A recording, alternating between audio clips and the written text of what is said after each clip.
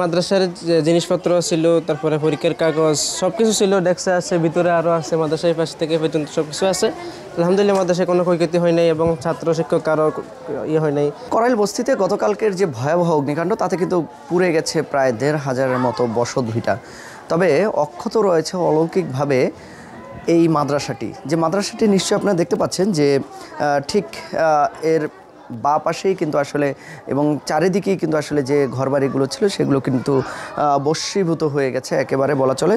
তবে ঠিক এর পাশেই দারুস সুন্নাত নুরানিয়া হাফিজিয়া যে মাদ্রাসা সেটি কিন্তু আসলে আমরা দেখতে পাচ্ছি যে বিষয়টি, এটির ঘরের ভেতরের যে চিত্র সেটি আপনারা দেখতে পাচ্ছেন যে পুরোপুরি কিন্তু আসলে অক্ষত এবং টিনের শেডের যে ঘরটি সেটির ভিতরে কিন্তু পানির ফিল্টার এবং হচ্ছে যে তৈজিসপত্রগুলো রয়েছে এবং কোরআন শরীফ হাদিস রয়েছে, এছাড়া কিন্তু ফ্যান লাইট যেগুলো রয়েছে পুরোপুরি কিন্তু আসলে অক্ষত অবস্থায় রয়েছে।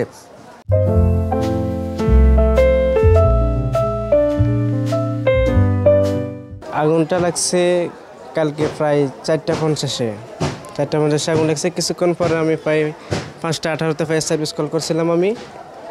তো আগুনটা লাগছিল ওইদিকে আমার মাদ্রাসার এক স্টুডেন্টের বাড়ির সামনে থেকে।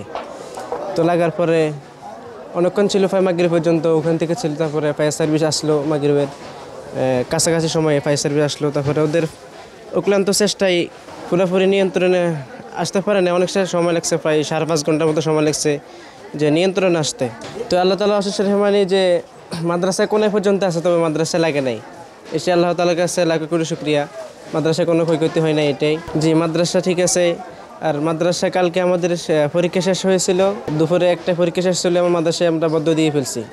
নাহলে এই টেনশনটা আমাদের মুক্ত হয়েছে ছাত্রছাত্রীর টেনশন থেকে, এটাই আল্লাহ তাআলার কাছে বিশেষ শুকরিয়া। হ্যাঁ, মাদ্রাসার জিনিসপত্র ছিল, তারপরে পরীক্ষার কাগজ সবকিছু ছিল, ডেস্ক আছে, ভিতরে আরও আছে, মাদ্রাসার পাশ থেকে পর্যন্ত সবকিছু আছে।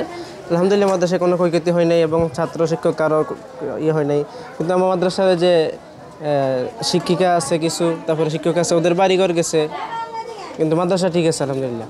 মাদ্রাসার যে স্কলারশিপ কিছু আছে, তারপরে ভিতরে যে মহিলা আছে, তো ভিতরে কিছু যে আশ্রয় দিছে মাদ্রাসার পক্ষ থেকে, কারণে এটা হচ্ছে মেয়েদের শাখা আর কি। এখানে যে মহিলারা থাকে, আর এখানে হচ্ছে মেয়েদের অষ্টম বা তারপরে ওই জায়গায় ছেলে শাখা আছে তো কারণে